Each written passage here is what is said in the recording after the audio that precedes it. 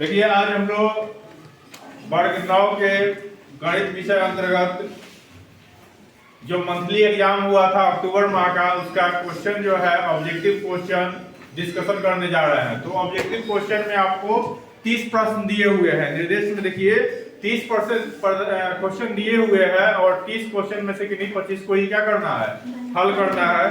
तो आइए हम देखते हैं पहला क्वेश्चन। तो पहला क्वेश्चन जो कह रहा है वह यह है कि अपरिमेय संख्या 2√2 प्लस 5√3 2√2 प्लस 5√3 और 2 माइनस 3√3 का योगफल कर रहा है, प्लस 2 माइनस 3√3 का योगफल कर रहा है। तो इसमें जो एक जैसा है उसको हम लोग क्या करेंगे, एक साथ करेंगे। 2√2 यहाँ है और यहाँ पर क्या है, √2 है। तो यहाँ पर दोनों को जोड़ देंगे तो ये क्या हो जाएगा, 3√2 हो जाएगा और 5√2 में से 3√3 घटेगा तो क्या हो जाएगा, माइनस नहीं प्लस 2√3 हो जाएगा। तो ऑप्शन नंबर कितना है, बी सही हो जाएगा। परीक्षा का बी, परीक्षा का ऑप्शन बी सही है। चलिए दूसरा क्वेश्चन देखिए। दूसरा क्वेश्चन में कह रहा है कि 8√15 भागा 2√3। क्वेश्चन है 8√15 भागा 2√3। तो हम यहाँ पर ध्यान देंगे कि इसको किस रूप में तोड़ेंगे कि क्या हो जाए, कैंसिल हो जाए। तो यहाँ पर हम लोग इसको कर सकते हैं 8 इंटू √5 इंटू 3 भागा 2√3। फिर इसको जब डिस्क्राइब कीजिएगा तो यह आ जाएगा √5 इंटू √3 और भागा 2√3। यह कैंसिल हो जाएगा। यहाँ पर 2 चौके 8 यानी 4√3। तो 4√3 जो आंसर आ गया, हाँ 5 होगा। यहाँ पर 5 है तो यहाँ पर क्या हो जाएगा, ये तो कैंसिल हो गया है, 5 हो जाएगा, ठीक है ना। तो 4√5 यानी कि ऑप्शन सी सही है। दूसरा का ऑप्शन सी सही है। तीसरा क्वेश्चन देखिए। तीसरा क्वेश्चन कह रहा है कि अपरिमेय संख्या √5 माइनस √2 तथा √5 प्लस √2 का गुणनफल है। इसका क्या करना है, गुणनफल निकालना है। तो गुणनफल निकालने के लिए देखिए ये क्वेश्चन है √5 माइनस √2 गुणनफल निकालेंगे तो इसे लिखेंगे √5 प्लस √2। तो जब हम इसको अलग अलग गुना करके भी निकाल सकते हैं, एक पद लेंगे इसका, इसके साथ ये पूरा टर्म गुना करेंगे, फिर दूसरा पद लेंगे इसके साथ ये गुना करेंगे। वह एक तरीका हो गया सिंप्लीफाई करने का। लेकिन इसका जो बेस्ट तरीका है वह यह है कि हम देखेंगे कि यह किस रूप में है। तो यह a minus b into a plus b, यानी a plus b into a minus b के रूप में है। तो इसका जो फॉर्मूला होता है वो क्या होता है, a square minus b square होता है ना।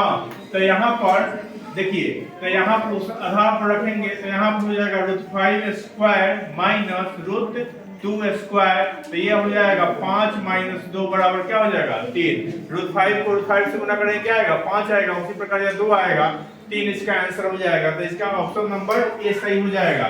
चलिए चौथा क्वेश्चन देखिए। चौथा क्वेश्चन कह रहा है 1/√7 माइनस √6 हर के परिमेयकरण के फलस्वरूप होगा। हर का क्या करना है, रेशनलाइजेशन करना है इसके हर का। तो यह हो जाएगा 1/√7 माइनस √6 करेंगे। तो इस रूप में करते हैं कि क्या करेंगे, ऊपर नीचे गुना करते हैं। ऊपर नीचे किस चीज से गुना करेंगे, यहाँ माइनस है तो प्लस वाला पद लेंगे। तो क्या हो जाएगा 1/√7 minus √6 into √7 plus √6 by √7 plus √6। यह इसलिए लिया गया है कि यह क्या हो जाएगा, ये कैंसिल होकर क्या हो जाएगा, फिर 1 हो जाएगा, यही तरह आ जाएगा। तो यहाँ पर देखिए या फिर उसी रूप में आ जाएगा, a minus b into a plus b के रूप में आ जाएगा। तो ये क्या हो जाएगा, a square minus b square के रूप में आ जाएगा। 7 माइनस 6 क्या हो जाएगा, 1 हो जाएगा। नीचे का पद क्या हो जाएगा, 1 हो जाएगा। तो ऊपर में क्या बच जाएगा, ऊपर में बच जाएगा 7 प्लस √6, यानी ऑप्शन सी सही है। इसका ऑप्शन सी। पांचवा देखिए। पांचवा कह रहा है एक पुस्तक की कीमत कलम की कीमत का 2 गुना है तो पुस्तक और कलम की कीमत को क्रमशः x और y मानते हुए रैखिक समीकरण में व्यक्त होगा। तो यह आपके एक्सरसाइज 4.1 का ही क्वेश्चन है। पहला क्वेश्चन जो है उसमें इसी प्रकार का क्वेश्चन दिया हुआ है। तो इसमें क्वेश्चन को समझने का प्रयास करेंगे। यदि एक पुस्तक की कीमत कलम की कीमत का 2 गुना है। कलम की कीमत का कितना है? 2 गुना है। तो इसको एक रैखिक समीकरण के रूप में लिखना है। तो मान लीजिए पुस्तक का कीमत जो है x रुपया है और कलम का कीमत का वो कितना है? 2 गुना है। तो इसमें 2 गुना से मल्टीप्लाई करेंगे तब ये क्या होगा? इक्वल होगा। तो यानी कि x बराबर क्या हो जाएगा? 2y हो जाएगा। तो ये आपका ऑप्शन ए सही हो जाएगा। 5 का ऑप्शन ए सही हो जाएगा। छठा क्वेश्चन कर रहा है रैखिक समीकरण x माइनस वाई बाई 5, रैखिक समीकरण x माइनस वाई बाई 5 बराबर 13। यह एक रैखिक समीकरण है को ax plus by plus c बराबर 0 कह रहा है। ax plus by plus c बराबर 0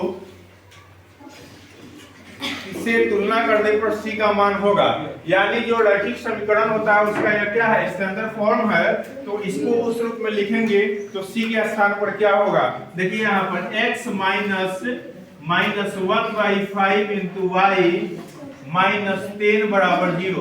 तो यह किस रूप में आ गया? ax plus by plus c बराबर 0 के रूप में आ गया। c की जगह पर क्या है? -10 है। तो इसका आंसर क्या हो जाएगा? b सही हो जाएगा। b 7 का देखिए 7 में कह रहा है बिंदु 3 - 1 किस पाद में स्थित है? क्या है? 3 - 1।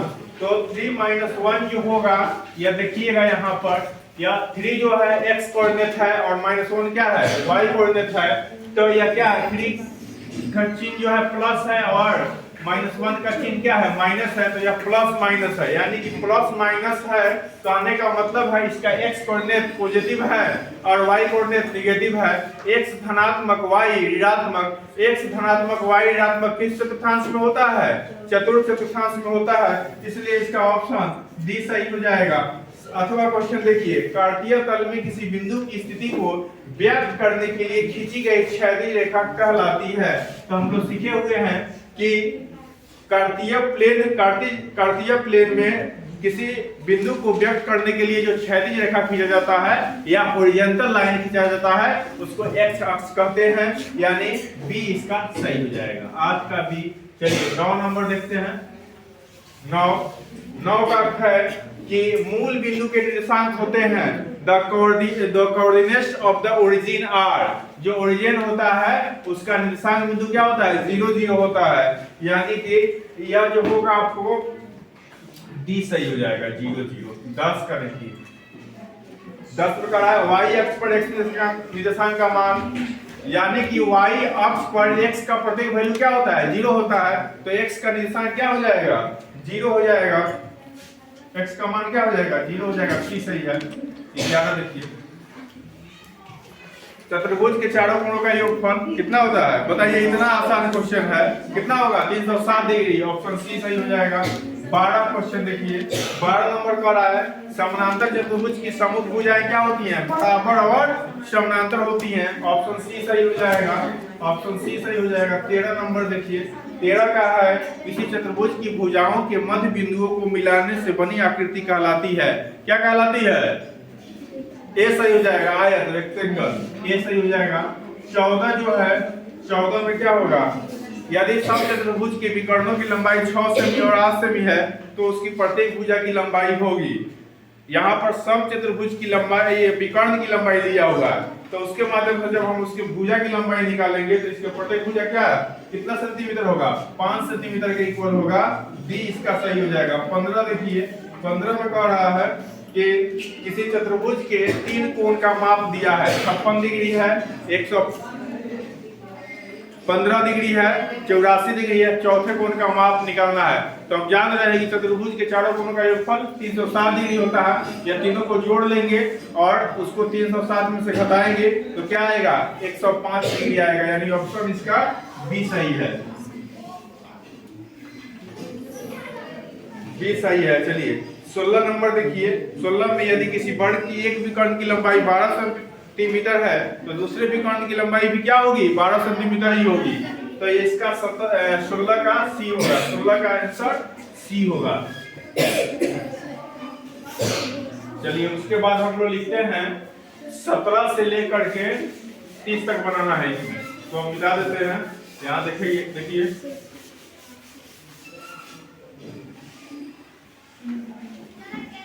उसको केवल ऑप्शन लिख लीजिए, उसका डिस्कशन जो हो रहा है ऑप्शन इसको लिख लीजिए।